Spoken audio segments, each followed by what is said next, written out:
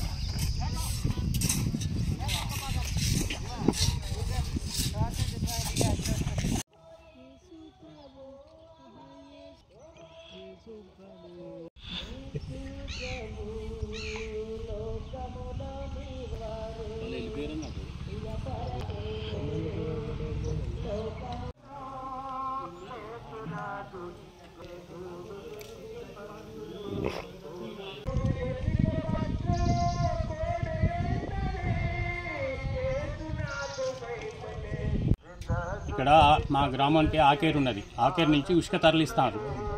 దాన్ని ఎవరు చర్య తీసుకుంటూ లేరు. మాకు నైట్ నిద్ర లేకుండా రోడ్లు ఎమ్మటి బాగా సౌండ్లు వస్తానే డిస్టర్బ్ అవుతుంది.